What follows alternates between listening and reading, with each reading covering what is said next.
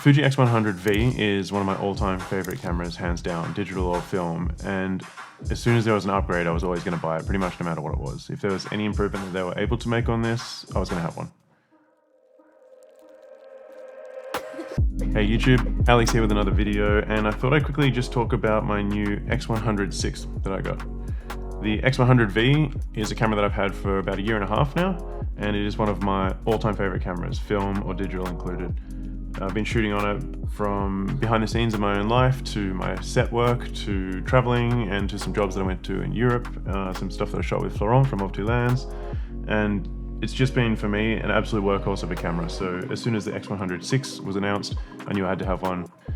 If you've come across this video, there's a good chance that you know about the specs. I'm not here to talk about the specs, I'm not doing a one-for-one comparison. I'm talking about why this camera is special to me and why I chose to upgrade to the version that's just come out, which is the 6.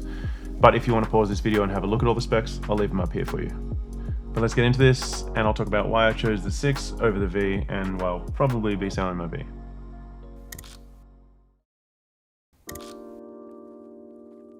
I will say that both of these cameras I paid full price for. I don't have any sort of YouTube sponsorship deals or anything like that. I'm a consumer, and I bought both of these cameras from Kerrisdale Cameras in Vancouver. Throughout this video, 99% of the images that you'll see are from my X100V, so I haven't had a chance to get a full comprehensive review down on the X100 yet, as I've literally only had it in my hands for a day now. So I got it midday yesterday, I took it to a farm today, I shot some stuff at a friend's farm, but other than that, most of the sort of input that I'll be talking about is from the X100V, but I'm super excited for the 6. I can't wait to use the video on it, I can't wait for the new X-Trans-V sensor, and I can't wait to shoot just a bunch of different stills on it and to add it to my everyday carry, and it'll probably replace the X100V for me, but either or, they're both incredible cameras, and I can't wait to get shooting on the 6. I think that GX Ace said it in the best way possible, but the simplicity of these cameras is what promotes the creativity. It's taking away things that you don't need. That for me is a really exciting way of shooting, and I know that when I'm doing any kind of lens-based work, eliminating the variables is the first thing that I need to do for myself to start making good work. I don't know about you guys, but I know I've been on a bunch of different trips where I've thought to myself, all right, I'm going on a trip, I need to pack some photography gear, and then everything comes with me. I take my medium format camera, I take my 35mm cameras, and because I'm taking my 35mm, I need a couple of lenses, and I've got some color film, and then I've got some black and white film, and then maybe some infrared's gonna be cool on this trip because we're outside a lot. And before I know it, I've taken way too much stuff with me, and all I use is one camera most of the time because that's all you can take out. But the Fuji X100, it's not a film camera, but I'm pumped to take it out. It eliminates all those variables, and I just take one camera with me. That's when I can actually really start making stuff that I'm really stoked on.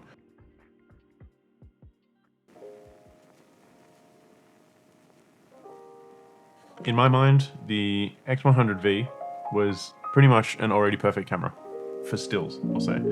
The colors are beautiful, the Fuji X Weekly recipes that you can dial in are outstanding. Getting the image right in camera is the basis of this camera for me, and it helps me make stuff that I'm really happy to have made. The reason that this is an upgrade is because it has 6K 10-bit video and an image stabilizer. And for me, I don't really care about anything else that was upgraded. The sensor, it didn't, in my mind, need an upgrade, except for the fact that it came with a video capability like that. It still stays true to that recipe of just bringing one camera and simplifying things and making really nice stuff with a set of limitations. And this lens is beautiful. It's not a dual lens, but if there was only one lens that I could have, it would be a 35mm equivalent anyway, which is what this is on a full-frame sensor equivalent. And so having an image stabilization and a 10-bit 6K video for me is the upgrade that I really wanted in the X100V. I also sell a lot of stock footage online, and for a camera that I have with me all the time to be able to actually produce quality that is of the standard requirement for stock footage is huge. I make a passive income on stock footage. Having a camera on me that meets those requirements all the time is going to be huge for my portfolio too. These two cameras are very special to me, and they're the reason I'm shooting digital photography today. So I thought I'd make a YouTube video about them and pay back to the community that I've learned so much from.